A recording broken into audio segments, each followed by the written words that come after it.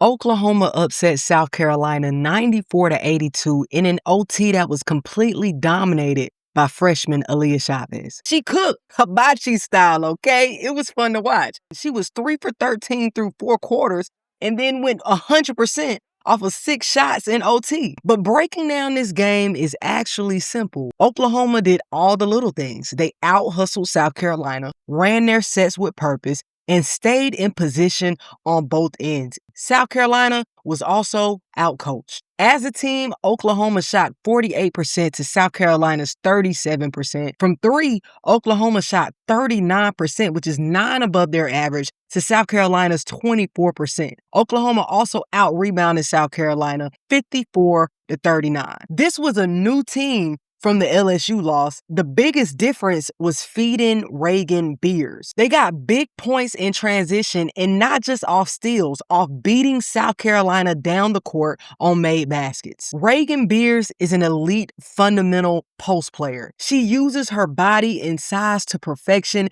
and she keeps working to reestablish that spot every possession. If you're defending her, you cannot fight her for space. You have to pull the chair at the right times, be disciplined with help timing, stay alert to where her elbows are, and disrupt the entry angles. Beers finished with 18 points and 14 rebounds. Peyton Verhulst also cooked. Every time she saw Tessa Johnson defending her, it was barbecue chicken alert. Tessa's defense gave up big buckets from Belhurst and Chavez. Belhurst ended with 19, and another standout was Zaya Van. South Carolina played their best defense in the fourth quarter when they were making the push to tie the game. Those adjustments should have happened sooner. When Raven switched to Belhurst, Joy switched to Beers, and Latson on Chavez, they got more stops. Akat didn't need to be in the game at all during that fourth quarter stretch or OT. Alicia Turnabees is the best post player that they have outside of Joyce in terms of offense. She helps them space the floor. Sure, she has to work on staying out of foul trouble, but when she's producing like that, play her until she fouls out and live with it. She had 9 points